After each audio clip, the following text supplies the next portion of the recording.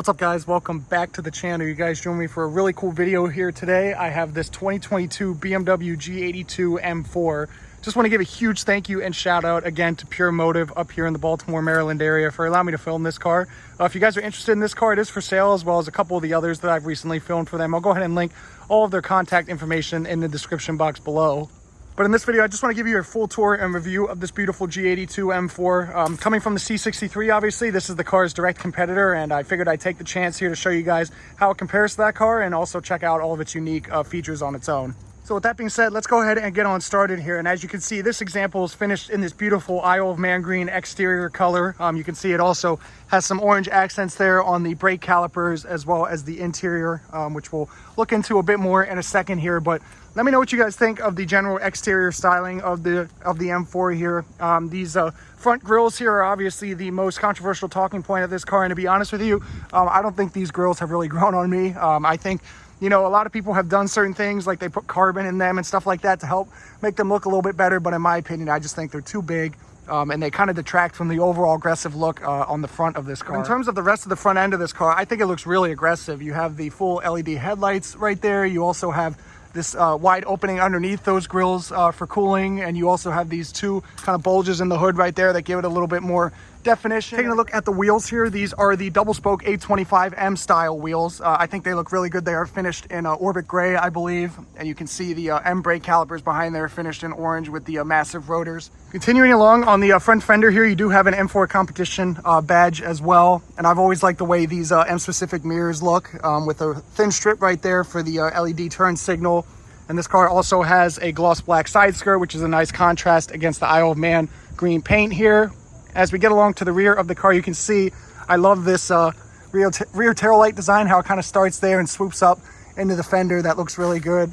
And this car also has an aftermarket rear spoiler. This is not factory, obviously, but it is paint matched, so it does look pretty good. Back here, you also have a gloss black rear diffuser, the quad exhaust pipes that are specific to BMW M models, M4 competition badging on the trunk lid. And speaking of the trunk, we'll go ahead and open that now. It is full power, obviously. And as you can see, it actually is a pretty decent amount of space in there. You can fold the rear seats down, obviously, with these two levers right there. And once you're done back here, you can go ahead and press the little car icon and it'll finish closing the trunk for you.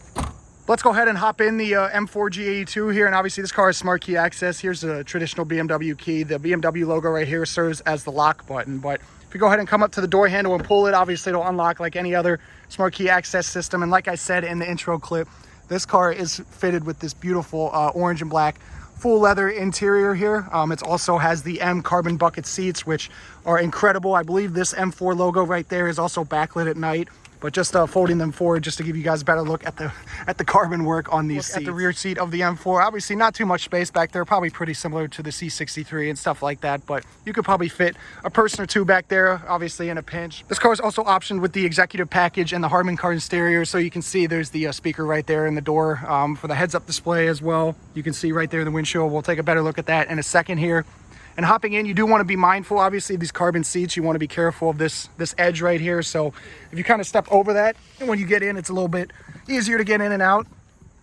Once you're on the inside here, you're greeted with this really nice M-specific steering wheel here. You can see the little M badge right there, the tricolor stitching on the inside rim there, the carbon fiber trim, the carbon paddle shifters. This wheel is also heated with this button right here. As you can see, you also have the M1 and the M2 programmable, customizable drive mode setting buttons right there. The fully digital instrument cluster right there with a little outline of the M4, which looks nice. Moving along here, I believe this is the 10-inch iDrive infotainment display here. You can obviously control it with the familiar iDrive wheel down here as well, but this one is also a touchscreen, so you can actually touch the various icons, obviously, and get to the menus that you're looking for. Obviously, this system has Apple CarPlay and Android Auto. I believe they are wireless, but I could be wrong there. And this is technically the older M4 infotainment here. The newer ones have the wider 14.9-inch display on the dashboard here, but I do think that this system is better integrated. Obviously, it's more flush with the overall design language of the interior. The controls for the climate, you have heated seats right here, some nice aluminum trim right here, the radio presets, and if we lift up this carbon fiber trim here, you can see there's some cup holders,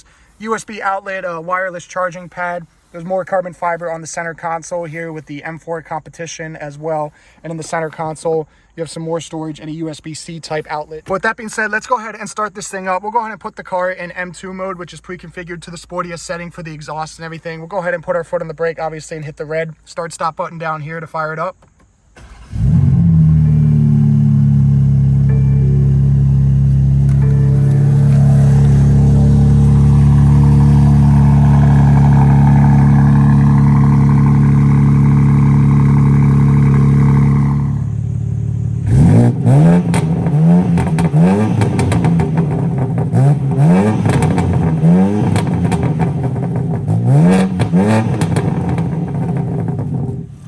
Under the hood of the G82 M4 here is the S58 3-liter twin-turbo inline-6. In stock form, it makes 503 horsepower, but this car is modified. As you can see, it has aftermarket intakes right there, as well as a DME Stage 2 tune and a catless exhaust.